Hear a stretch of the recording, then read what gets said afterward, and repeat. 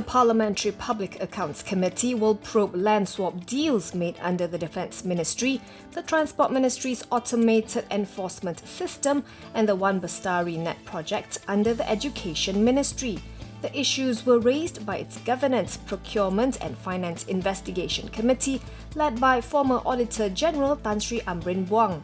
PAC Chairman Wong Kah-Wah said in a statement today, the committee believes there is merit to the concerns raised. According to Wong, the committee investigated 16 land swaps worth 4.8 billion ringgit involving 2,923 acres of government land.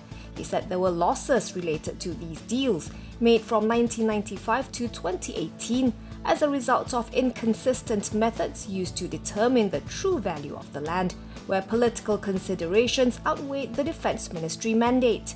The PAC is also investigating LTAT's investment of 555 million ringgit in the acquisition of the company running the AES, when the company only cost 40 million ringgit.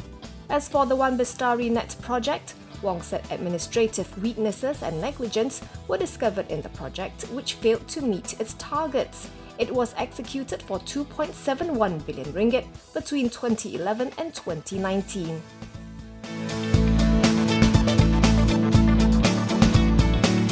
The EPF says it will take all necessary measures to ensure its liquidity remains strong and resilient, given the aid scheme offered to its members and permitted reduction on members' contribution. In a statement, the fund repeated that its investment decisions are always based on the strategic asset allocation framework, which optimizes returns within the tolerable risk limits. EPF added that it regularly looks for opportunities to acquire as well as sell assets, and that it is taking all opportunities to realize profit and to invest in good assets with acceptable risk-adjusted returns.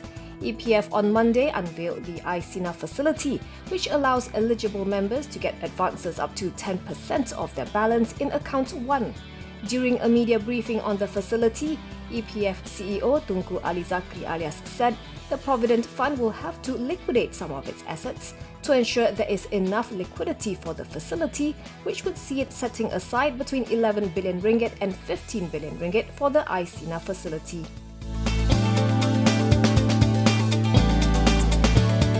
Datuk Sri Dr. Siong has rubbished allegations that he asked the contractor of the Klang Valley Double Trekking Phase 2 to subcontract the project to a China-based company. In a Facebook statement, we said the accusations by Syarikat Daya Maju LTAT via a legal affidavit were baseless and that the case was being politicized. The said allegations came to light after ex-Transport Minister Anthony Lok read out in Parliament an excerpt of the affidavit by the contractor's CEO Datuk Muhammad Razik Hussein Marika. Lok also claimed that the government's unsubstantiated termination of the contract with Daya Maju LTAT would cause 8,512 workers to lose their jobs, with adverse effects on 261 local suppliers and subcontractors. We slammed Lok's claims as unfounded, adding that he will address them in Parliament when he is discharged from hospital, where he is recuperating after spine surgery. He added that he will take legal action to clear his name if Lok repeats the allegations outside Parliament.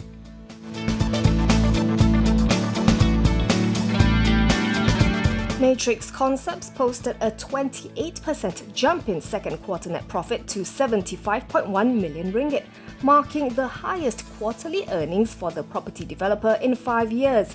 Revenue, however, contracted 7.3% to 262 million ringgit.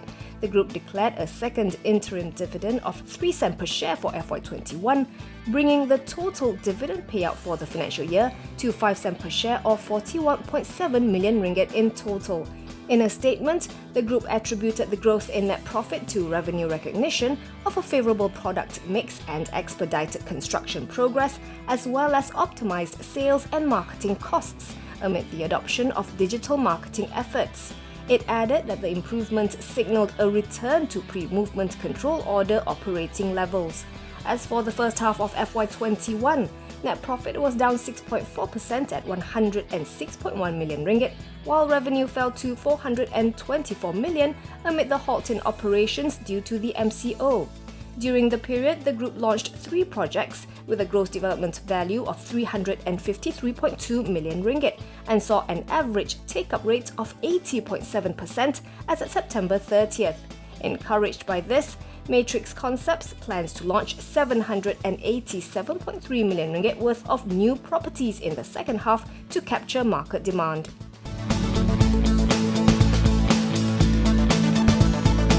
Media Prima has returned to the black with a net profit of 12.43 million ringgit for the third quarter from a net loss of 24.16 million a year ago, thanks to improved revenue and lower operating expenses. The profit after tax also includes waivers on lease payments and rebates on license fee. Top line inched up by 1.2% to 268.77 million ringgit. Notwithstanding the recovery seen in the third quarter, the group remains cautious on its performance for the remainder of the year due to prevailing uncertainties in the economy amid the pandemic. Still, Media Prima says it remains committed to executing its strategies of offering integrated advertising solutions, as it sees increased demand in its digital advertising and advertiser content. It says the strong performance from its commerce business has provided opportunities to further improve the home shopping experience through signature programs and enhanced e-commerce and mobile commerce platforms. The group will continue to further improve operational efficiencies to strengthen its financial position.